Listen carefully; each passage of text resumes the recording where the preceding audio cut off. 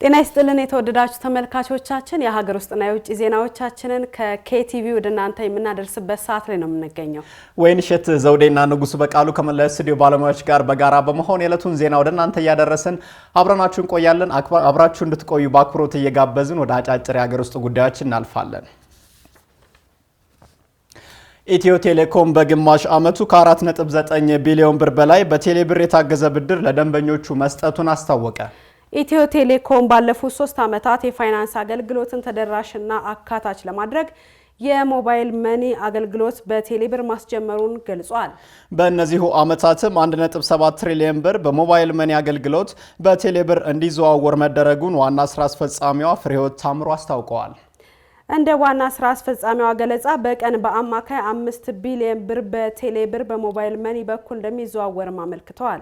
ኢትዮ ቴሌኮም የዲጂታል ኢኮኖሚን መገንባትና ተግባራዊ ማድረግ፣ የገንዘብና የፋይናንስ ተደራሽነትንና አካታችነትን ማሳደግ፣ ተቋማት ፈጣንና ቀልጣፋ አገልግሎት እንዲሰጡ በማስቻል መሰረታዊ ሚና እያበረከተ መሆኑንም ገልጸዋል። በአንድ ዓመት ውስጥ 3.7 ሚሊዮን ለሚሆኑ የቴሌብር ደንበኞችም 8.1 ቢሊዮን ብር ብድር መስጠቱንም አስረድተዋል። በዘንድሮ ግማሽ ዓመት ውስጥ ደግሞ 1.3 ሚሊዮን ለሚሆኑ የቴሌብር ደንበኞች ከ4.9 ቢሊዮን ብር በላይ የፋይናንስ ብድር በመስጠት የፋይናንስ ተደራሽነትና አካታችነት ችግሮችን በማቃለል አበረታች ውጤት መገኘቱንም አውስተዋል። በዓለም ላይ የሞባይል መኒ አገልግሎት በቴሌብር ከተጀመረ 22 ዓመታት መሻገሩን አንስተው ኢትዮ ቴሌኮም በ3 ዓመት ጊዜ ውስጥ 41 ሚሊዮን ደንበኞች በማፍራትና በሚሰጣቸው አገልግሎቶች በዓለም አቀፍ ደረጃ የወርቅ ተሸላሚ መሆኑን ተናግረዋል። ለተገኘ ውጤት የተዘረጋውን የኢትዮ ቴሌኮም መሰረተ ልማቶች አሟጦ በመጠቀም ሀገራችንን በዓለም አቀፍ ደረጃ ተወዳዳሪና ተጠቃሚ የማድረግ ስትራቴጂ በመተግበሩ መሆኑንም ተናግረዋል። በድሬዳዋ፣ በአዲስ አበባ፣ በአዳማና በጅግጅጋ የተጀመረው የ5G የሞባይል ኔትወርክ አገልግሎት ዲጂታል ኢትዮጵያን እውን ለማድረግ ያግዛልም ተብሏል። ከተመሰረተ 127 ዓመታት ያስቆጠረውና በአሁኑ ሰዓት 74.6 ሚሊዮን ደንበኞችን ያፈራው ኢትዮ ቴሌኮም በደንበኞች ብዛት በአፍሪካ ካሉት 195 መሰል ኩባንያዎች ሁለተኛ ሲሆን በዓለም ላይ ከሚገኙት 774 ኩባንያዎች ደግሞ በ19ኛ ደረጃ ላይ መገኘቱን ኢትዮ ቴሌኮም አስታውቋል። ከ198 ሺህ በላይ አዳዲስ ደንበኞች የኤሌክትሪክ ተጠቃሚ ሆኑ። የኢትዮጵያ ኤሌክትሪክ አገልግሎት በ2016 በጀት ዓመት የመጀመሪያ 6 ወራት 265990 አዳዲስ ደንበኞችን የኤሌክትሪክ ተጠቃሚ ለማድረግ አቅዶ 198270 አዳዲስ ደንበኞችን የኤሌክትሪክ ተጠቃሚ ማድረጉንም አስታውቋል። ይህ አፈጻጸምም የቅዱ 74.5 በመቶ አፈጻጸም መሆኑንም ገልጿል። በዚህ 6 ወራት ኤሌክትሪክ ኃይል ያገኙ ደንበኞች ቁጥር ከባለፈው ዓመት ተመሳሳይ ወቅት ጋር ሲነጻጸር በ56.58 በመቶ ጭማሪ አሳይቷል። በግማሽ ዓመቱ የኤሌክትሪክ ተጠቃሚ ከሆኑት ደንበኞች ውስጥ 95 በመቶ የሚሆኑት የድህረ ክፍያ ተጠቃሚ ደንበኞች ሲሆኑ ቀሪ 5 በመቶ የሚሆኑት ቅድመ ክፍያ ተጠቃሚ ደንበኞች ናቸው። የአዲስ ኃይል ተጠቃሚ ደንበኞችን ቁጥር ለማሳደግ በተሰራው ስራ የተቋሙን ጠቅላላ ደንበኞች ቁጥር ወደ 4,559,345 ማሳደግ የተቻለ ሲሆን ከዚህ ውስጥ 3,679,000 የድህረ ክፍያ ደንበኞች ሲሆኑ ቀሪዎቹ 880,345 ደንበኞቹ ደግሞ የቅድመ ክፍያ ኃይል ተጠቃሚ ደንበኞች ናቸው ተብሏል። ተቋሙ እየጨመረ የመጣውን የኃይል ፍላጎትን ለመመለስ እና የደንበኞቹን ቁጥር ለማሳደግ በርካታ ተግባራትን በማከናወን ላይ እንደሚገኝ አስታውቋል ሲል የዘገበው የኢትዮጵያ ፕሬስ ድርጅት ነው። አምራች ዘርፉ የውጭ ምንዛሬን በማዳኑ ረገድ የላቀ ሚና እየተጫወተ መሆኑን የአዲስ አበባ የዘርፍ ማህበራት ምክር ቤት አስታውቋል። ምክር ቤቱ የአምራች ዘርፉን ማነቆዎች እንዲፈቱ በማድረግ ምርትን የማሳደግና ተኪ ምርቶችን በሀገር ውስጥ በማምረት የውጭ ምንዛሬ የማዳን ስራ መሰራቱን አስታውቋል። የምክር ቤቱ አባላት ከ7000 በላይ ሲሆኑ አብዛኞቹ በአምራች ዘርፉ ላይ የተሰማሩ በመሆናቸው ምክር ቤቱ የአዋጅ ማሻሻያ እንዲደረግለትም ጠይቋል። ይህም ለዜጎች የስራ ዕድል በመፍጠር የኤክስፖርት መጠንን በማሳደግና የሀገር ውስጥ የገበያ ድርሻን በማሳደግ ረገድ ከፍተኛ ሚና እየተጫወተ እንደሆነም ተመላክቷል። አዲስ አበባ የዘርፍ ማህበራት ምክር ቤት በአዋጅ ቁጥር 341/95 መሰረት በ1997 ዓ.ም የተመሰረተ በመሆኑ ይህን አዋጅ አሁን ካለው የሀገሪቱ ኢኮኖሚ ጋር የሚጣጣም ማድረግ ያስፈልጋል ተብሏል ሲል የዘገበው የኢትዮጵያ ፕሬስ ድርጅት ነው።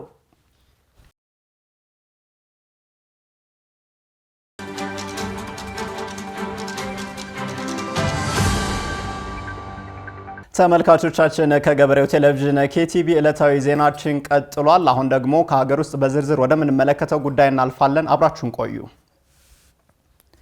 በምድራችን ላይ ካለው ውሃ ውስጥ ለሰው ልጅ ጥቅም ላይ ሊውል የሚችለው 1% በታች ነው ተባለ። የዓለም ሕዝብ ቁጥር ያደገ ሲሄድ ለተለያዩ ጥቅሞች የሚውል ንጹህና ርካሽ የውሃ አቅርቦት ፍላጎትም እየጨመረ ነው። ይህን አሁን ባለው አቅርቦት ላይ ከፍ ያለ ጫናና የውሃ እጥረትን እያስከተለ መሆኑም ተገልጿል። ውብርስት አግማሴ ተጨማሪ አለው። ከዓለማችን የምድር ይዞታ ውስጥ 70% የሚሆነው በውሃ የተገነባ ነው። አብዛኛው ውሃ በውቅያኖሶች፣ ወንዞች ትልቅ ሚና ይጫወታልም ተብሏል። በቂ ውሃ ከሌለ የሰው ልጅ የውሃ ጥምን ከመጋፈጥ ባለፈ ትክክለኛ የንጽህና አጠባበቅ እጦት ለበሽታ መስፋፋት ይዳረጋልም ተብሏል። የዓለም ጤና ድርጅት እንደሚለው በአውሮፓውያኑ 2025 ከምድራችን ነዋሪ ግማሽ ያህሉ የውሃ እጥረት ባለባቸው አካባቢዎች የሚኖር ይሆናል ሲል በመረጃው ያሳያል። አሁን ያለው የንጹህ ውሃ አቅርቦት እየጨመረ ካለው ዓለም አቀፋዊ ፍላጎት ጋር እኩል ሊጓዝ አለመቻሉም እየተገለጸ ይገኛል። በዓለም ላይ ያለው ውሃ በተመጣጣኝ ሁኔታ ስለማይገኝ ጥቅም ላይ ሊውል የሚችል ውሃ ለማውጣትና ለማጓጓዝ ከባድ መሆኑም እየተገለጸ ይገኛል። የህዝብ ቁጥር መጨመር፣ የከተሞች መስፋፋትና የአየር ንብረት ለውጥ የውሃ እጥረት እንዲሁም ብክለትን በማስተካከል ያለውን ችግር የበለጠ አባብሱታልም ተብሏል። ውቅያኖስ የፕላኔቷን 70% የሚሆነውን ክፍል ሲሸፍን የአየር ሁኔታን ከመቀነስ እስከምንተነፍሰው ኦክስጅን ለማምረት የምንበላውን ምግብ ከማምረት ጀምሮ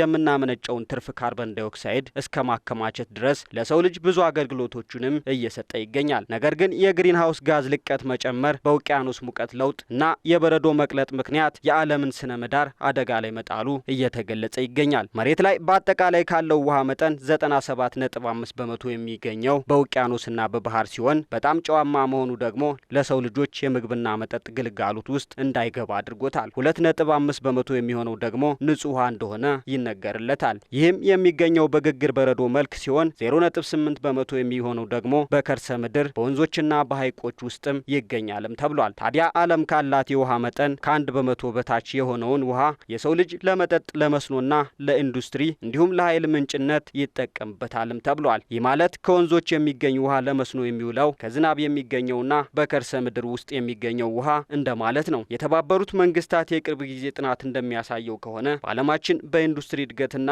በህዝብ ብዛት መጨመር የተነሳ ዓለማችን በ2050 ከፍተኛ የውሃ እጥረት እንደሚያጋጥማት በመረጃው ይጠቅሳል። ውሃ ጥንቃቄ ከማይደረግላቸው የተፈጥሮ ሀብቶች አንዱና ዋነኛው ሲሆን ከቤት ውስጥ አገልግሎት አንስቶ ለእርሻውና ለኢንዱስትሪው ፍጆታ ያለ እቅድ ስራ ላይ የሚውለው ውሃ ተገቢው ጥንቃቄ ካልተደረገለት ቀስ በቀስ እጥረት ሊያጋጥም እንደሚችል የዘርፉ ተመራማሪዎች ጥናት ያመላክታል። 7 ቢሊዮን ለደረሰው የዓለም ህዝብ መሰረታዊ የሆነው ህይወት አለምላሚ ውሃ ከምንጩ በሚያርፍበት ከፍተኛ የተፈጥሮና ሰው ሰራሽ ምክንያት ለችግር መጋለጡ ይታያል። ጥናቶች ከወዲሁ እንደሚያመለክቱት እንደ ልብ ያለ ዋጋ በየወንዙና ባህሩ የሚፈሰው ውሃ ከዓመታት በኋላ እንደተፈለገ ሊገኝ ከማይችሉ የተፈጥሮ ሀብቶች ተርታ ሊገባ እንደሚችል በተደጋጋሚ ሲነገር ይደመጣል። በኢትዮጵያም ለመጠጥ ውሃና ለመጠጥ አገልግሎትም ጥቅም ላይ የሚውሉ ወንዞች፣ ሐይቆች እና የከርሰ ምድር ሀብቶች ቢኖሯትም በአግባቡ መጠቀም ላይ ክፍተት እንደሚስተዋል መረጃዎች ይጠቁማሉ። ተመልካቾቻችን ከውጭ ምንጮች ወዳገኘናቸው መረጃዎች እናልፋለን። በቅድሚያ ማጫጭሮቹን የአፍሪካ መሪዎች የጣሊያን አፍሪካ ስብሰባ ላይ ለመሳተፍ ወደ ሮም መጓዛቸው ተገለጸ። የዘንድሮው የጣሊያን አፍሪካ ጉባኤው የጣሊያንን ስትራቴጂክ እቅድ ለመንደፍና ከአፍሪካ አህጉር ጋር ያለውን ግንኙነት እንደገና ለመወሰን ያለመ ይሆናልም ተብሏል።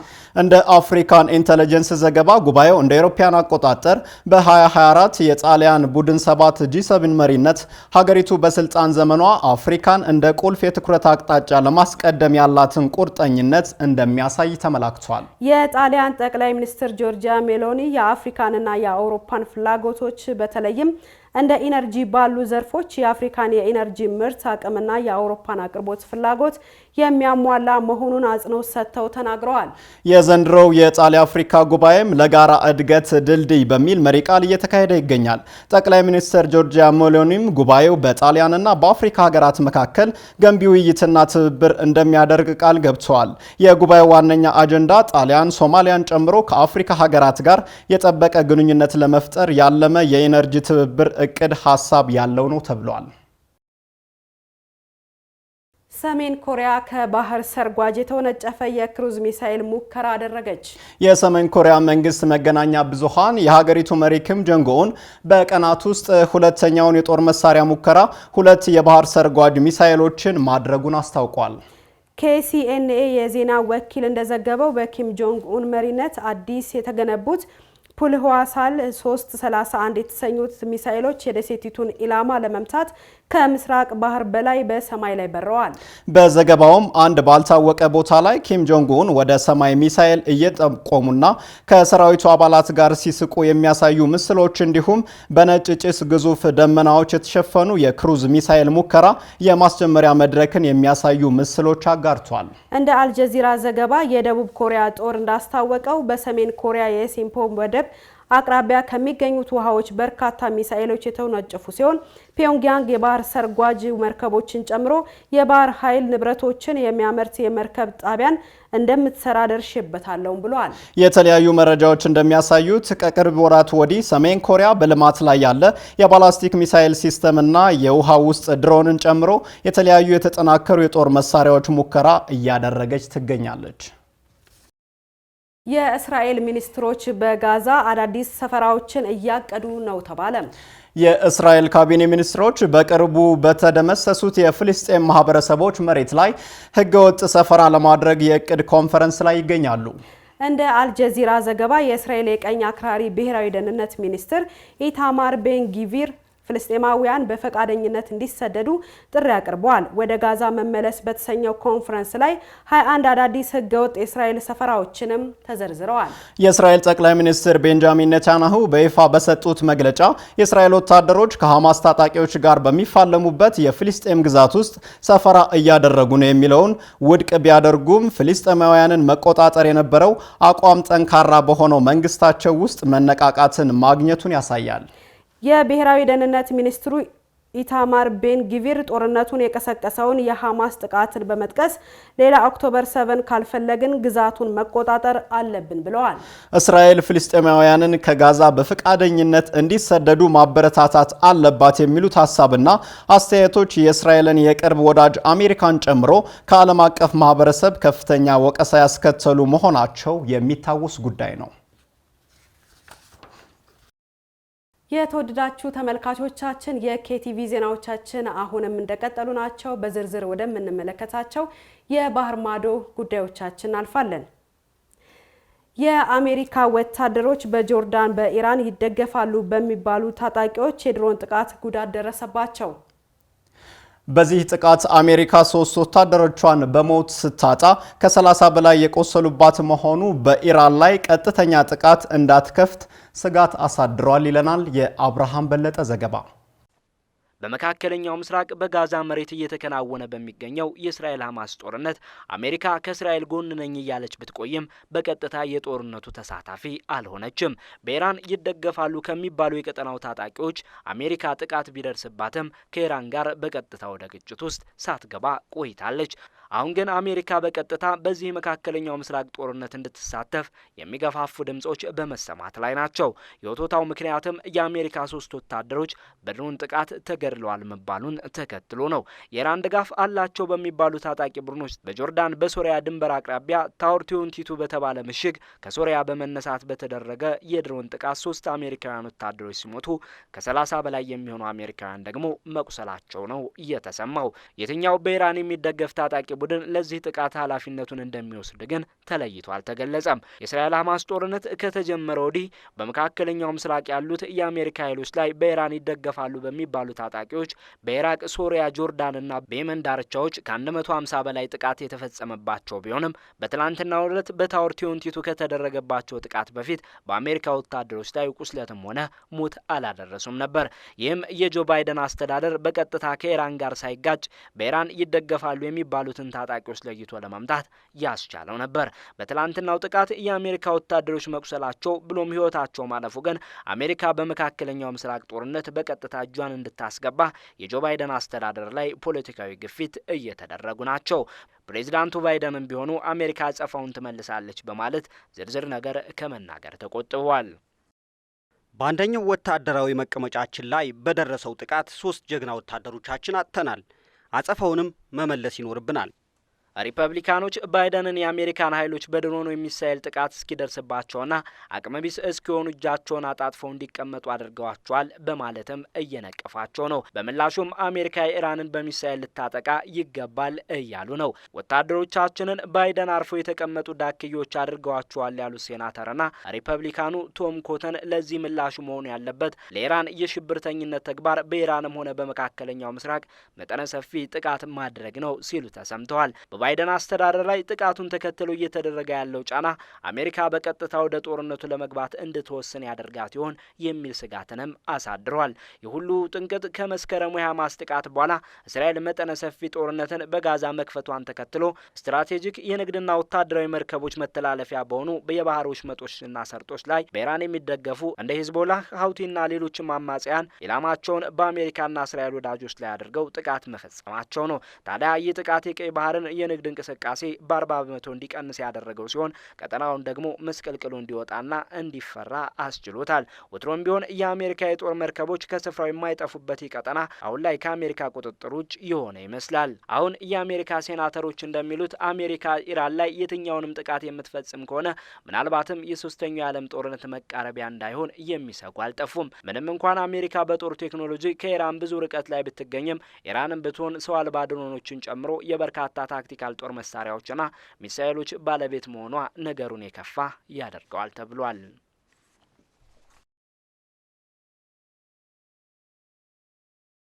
አሜሪካን ጨምሮ በርካታ የበለጸጉ ሀገራት በቤት ግንባታና በሪል ስቴት ዘርፍ ውስጥ መፈተናቸው ተገልጿል። ከዚህ በፊት በአሜሪካና አውሮፓ የቤት ጉዳይ እጅጉን ቀላል ከሚባሉት የባለቤትነት ሂደቶች መካከል አንዱ የነበረ ቢሆንም አሁን ላይ ለዜጎች ቤት ማግኘት ፈተና ሆኖባቸዋል። አሜሪካም ይህንን ዘርፍ ለማነቃቃት በብድር ቤት ለሚገዙ ደንበኞች የብድር ፖሊሲ ማሻሻያ ልታደርግ እንደሆነም ተገልጿል። ማዴቦር ግርማ ተጨማሪ አለው። ለሰው ልጆች ከሚያስፈልጉት መሰረታዊ ነገሮች አንዱ ቤት ወይም ማረፊያ እንደሆነ ይታወቃል። ነገር ግን ይህን መሰረታዊ የተባለውን ነገር ለማግኘት ያለው ውጣ ውረድ አስቸጋሪ እየሆነ መጥቷል። አሁን ባለው አጠቃላይ የኑሮ ቀውስ ውስጥ ሆኖ የቤትን ነገር ማሰብ የቅንጦት ያክል ነው የሚቆጠረው። በተለይ ለአፍሪካውያን የቤት ጉዳይ የሰማይ ያክል የራቀና ተስፋ አስቆራጭ የሆነ ጉዳይ እየሆነ መጥቷል። የአፍሪካ መዲና በሆነችው አዲስ አበባም ቢሆን የቤት ኪራይም ሆነ ግዢ የማይቀመስ ሆኗል። የመዲናዋ ነዋሪዎቹም ቢሆኑ ጥረው ገራው ያመጡትን ገንዘባቸውን በቤት ኪራይ ላይ መዋል ከጀመሩም ሰነባብቷል። መዲናዋ ምንም እንኳን በርካታ የሪል ስቴት አልሚዎችና የመንግስት የጋራ ቤቶች እየተገነቡ ቢሆንም ካለው የሰው ፍላጎት ጋር መጣጣም ባለመቻሉ ነገሩን ውስብስብ አድርጎታል። አንዳንድ የዘርፉ ባለሙያዎች እንደሚሉት ከሆነ የቤት ጉዳይ ለአፍሪካውያን በዚህ ደረጃ ራስ ምታት ሊሆን እንደማይገባም ሲነገሩ ይደመጣሉ። ነገሩን ውስብስብ ያደረገው የአሰራር ጉድለት እንጂ ሌላ የተለየ ነገር ተፈጥሮ አይደለም ይላሉ ባለሙያዎቹ። አህጉሪቷ ሰፊ መሬትና በቂ የወጣት ኃይል እንዳላት በመጠቆም ከባንኮችና ከቤት አልሚዎች ጋር በትኩረት መስራት ከተቻለ ችግሩ ሊቀረፍ እንደሚችልም አቅጣጫ ያስቀምጣሉ። በዚህ ረገድ ምዕራባውያን ጥሩ ተሞክሮ እንዳላቸው በመጠቆም የቤት መኪናና ተያያዥ ጉዳዮችን ለማሟላት የሚሉበት አሰራር የሚበረታታ ነው። ለምሳሌ አሜሪካን ብንመለከት ህጋዊ የመኖሪያ ፍቃድ ያለው ማንኛውም ግለሰብ የቤት ባለቤት ለመሆን ቢፈልግ ሞርጌጅ በተባለ ብድር ግለሰቦች ከባንኮች ጋር በማስተሳሰር በቀላሉ የቤት ባለቤት እንደሚሆኑ የሚያስችል አሰራር እንዳላት ይታወቃል። በዚህ አሰራር ግለሰቦች ከባንኮች ጋር በሚገቡት የረዥም ዓመታት ክፍያ ውል በማሰር የቤት ባለቤት የሚሆኑበት ሁኔታም ተመቻችቶላቸዋል። የቤት ጉዳይ እምብዛም የማያስጨንቃቸው አውሮፓውያንም ቢሆኑ በዚህ ጉዳይ ላይ ሀሳብ እየገባቸው የመጣ ይመስላል። እንግሊዛውያን በዚህ ጉዳይ ላይ ከመጨነቃቸው የተነሳ የሱናክ አስተዳደር ከወራት በፊት በርካታ የፖሊሲ ማሻሻያዎችን ማድረጋቸውም አይዘነጋም። በአሜሪካም ከቅርብ ዓመታት ወዲህ የቤት ፈላጊው ቁጥርና አቅርቦት እየተጣጣመ አይደለም። ለዚህም እንደ ዋነኛ ምክንያት የሚጠቀሰው ደግሞ በአገሪቷ ላይ ከጊዜ ወደ ጊዜ እየጨመረ የመጣው የህዝብ ብዛት ነገሩን አወሳስቦታል ነው የተባለው። እንደ ዩኤስ ገቨርንመንት አካውንታቢሊቲ ኦፊስ መረጃ ከሆነ የቤት ጉዳይ አሜሪካኖችን እየፈተነ እንደሆነ ተጠቁሟል። ይህ ግብረሰናይ ድርጅት ባወጣው አንድ ሪፖርት ላይ ከፍተኛ የሆነ የሞርጌጅ ወለድ መጠን መቀመጡ አነስተኛ ገቢ ያላቸውን አሜሪካኖች ብድር እንዳያገኙ አድርጓቸዋል ሲልም በጥናቱ ላይ አመላክቷል። ታዲያ የዜጎች የቤት መግዛት አቅም ከጊዜ ወደ ጊዜ እያሽቆለቆለ በመምጣቱ ምክንያት ዩናይትድ ስቴትስ አዲስ ማሻሻያ ለሞርጌጅ ተበዳሪዎች ልታደርግ እንደሆነ ብሉምበርግ ዘግቧል። አገሪቷ በምትሰጠው የ30 ዓመታት ብድር ወለድ መጠን ላይ ማሻሻያ ማድረጓ አይቀርም ሲልም የዜና ምንጩ አስነብቧል። ብሉምበርግ ከውስጥ የመረጃ ምንጮች ያገኘሁት ባለው መረጃ መሰረት በያዝነው ዓመት ውስጥ ከዚህ ቀደም ተጥሎ የነበረው የ6.9 በመቶ ወለድ ወደ 5.5 በመቶ ዝቅ ሊል እንደሚችልም ጠቁሟል። በዚህም ተቀዛቅዞ የነበረው የቤት ገዢና ሽያጭ እንደ አዲስ ሊነቃቃ እንደሚችልም ይጠበቃል ተብሏል። ይህ ማሻሻያ ተግባራዊ የሚሆን ከሆነ ቁዘማ ውስጥ የነበሩት የጋራ መኖሪያ አልሚዎችና ባለሀብቶች እንደ አዲስ ገበያውን ዳግም ሊቀላቀሉት እንደሚችሉም ይጠበቃል። የቻይናው ኤቨርግራንዴ ሪል ስቴት አልሚ ድርጅት የብድር ስምምነቶች ባለመሰካታቸው ግንባታው እንዲቋረጥ የፍርድ ቤት እገዳ ታዘዘበት። የሆንግ ኮንግ ፍርድ ቤት እንዳስታወቀው ኩባንያው ምንም አይነት የመልሶ ማዋቀር አሳማኝ እቅድ እንደሌለው መረጃ ማግኘቱን ተከትሎ ኩባንያው ላይ እግድ ተጥሏል። ኢዳና ሰለሞን ተጨማሪ አላት።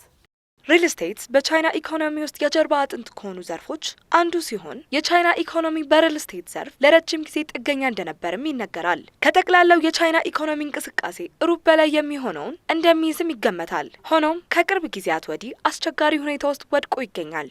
ባጋጠመው ሁኔታዎች ምክንያት ችግር ውስጥ የሚገኘው የቻይና ሪል ስቴት አንዱ የሆነው ኤቨርግራንድ ሪል ስቴት እንደ ተቋም ለመዘጋት ከጫፍ መድረሱ ተጠቁሟል። ኤቨርግራንድ ሪል ስቴት የተቋቋመው በ2013 ሲሆን የግንባታ ቁሳቁስ አቅራቢ እንዲሁም አምራች ኩባንያ ነው። ኩባንያው በአውሮፓውያን አቆጣጠር በ2014 ለሀገሪቱ በገቢው ሁለተኛ ትልቁ የሪል ስቴት አልሚ ነበር። በሜንላንድ ቻይና የንብረት ልማት እንዲሁም ኢንቨስትመንት ንግድ ውስጥ ኩባንያው ከ280 በላይ በሆኑ ከተሞች ወደ 1300 የሚጠጉ ፕሮጀክቶችን በአስደናቂ ሁኔታ ገንብቶ አስረክቧል ነበር። ኤቨርግራንድ ሪል ስቴት ልማት ኩባንያ በአዲስ አበባ ኢትዮጵያ ውስጥም በጣም ዘመናዊ የንግድ እንዲሁም የመኖሪያ አፓርትመንት ግንባታዎች ላይ ለመስራት እቅድ የነበረው ቢሆንም አሁን ላይ ባጋጠመው ኪሳራ ምክንያት እቅዱ ሳይሳካ ቀርቷል። ከ2021 ጀምሮ ኩባንያው የውጭ ባንኮች ዕዳ ክፍያውን መክፈል ባለመቻሉ የኩባንያው የብድር ጫና ወደ 340 ቢሊዮን ዶላር ከፍ በማለቱ ነው ከፍተኛ ኪሳራ ውስጥ እንዲገባ ያደረገው። ይህም በዓለማችን በጣም ዕዳ ያለበት ሪል ስቴት ለመባል አብቅቶታል። ኩባንያው እንደገና ለመዋቀር የሚያስችል 300 ቢሊዮን ዶላር የሚገመት የዕዳ እቅድ ለሆንግ ኮንግ ፍርድ ቤት ቢያቀርብም ፕሮፖዛሉ ዳኞችን ማሳመን ባለመቻሉ ጥያቄውን ውድቅ አድርገው እንዲዘጋ ውሳኔ አስተላልፈውበታል። የዓለማችን ከፍተኛ ባለዕዳ የሆነው ኤቨርግራንድ ሪል ስቴት የመልሶ ማዋቀር እቅዱን ለማጣራት ጊዜ እንደሚያስፈልገው ከተከራከረም በኋላ ለአጭር ወራት እፎይታ እንዲሰጠው ተደርጓል። በ2021 ቤልጂንግ ለሪል ስቴት ከመጠን በላይ ማበደርን መቆጣጠር ከጀመረች በኋላ በቻይና የግንባታው ዘርፍ አስደንጋጭ ለውጥ ታይቶበታል። ይህም ከ15 እስከ 30 በመቶ የሚሆነውን ኢኮኖሚውን ስለሚሸፍን ነበር። የኤቨርግራንድ ሪል ስቴትም ለዓለም አቀፍ ባለሀብቶች የሚከፍለውን ክፍያ የፍርድ ቤቱ እገዳ አዳጋች አድርጎበታል። ከ50 የሚበልጡ የቻይና ሪል ስቴት አልሚዎችም ባለፉት 3 ዓመታት ክፍያቸውን አዘግይተው ወይም አለመክፈል መቻላቸውን ክሬዲት ስታንዳርድ ኤንድ ፑር የተሰኘው ተቋም አሳውቆ ነበር። የኤቨርግራንድ አክሲዮኖቹን ውሳኔ ተከትሎም የከተማው የአክሲዮን ንግድ ልውውጥ ከማቆሙ በፊት ከ20% በላይ ቅናሽ አሳይቶ እንደነበር አልጀዚራ በዘገባው አመላክቷል። በሆንግ ኮንግ ፍርድ ቤት ብይን ከተሰጠ በኋላም የኤቨርግራንድ ሪል ስቴት እጣ ፋንታ ምን እንደሚሆን የተባለ ነገር የለም ሲል ዘገባ። ተመልካቾቻችን ከገበሬው ቴሌቪዥን ኬቲቪ ለዕለቱ ያዝንላችሁ ዜናዎቻችን እነዚህን ይመስሉ ነበር። ንጉሱ በቃሉና ወይንሸት ዘውዴ ዜናውን በመምራት አብረናችሁ ቆይታ አድርገናል። ስለተከታተላችሁ እናመሰግናለን። ሰናይ ጊዜ ይሁንላችሁ።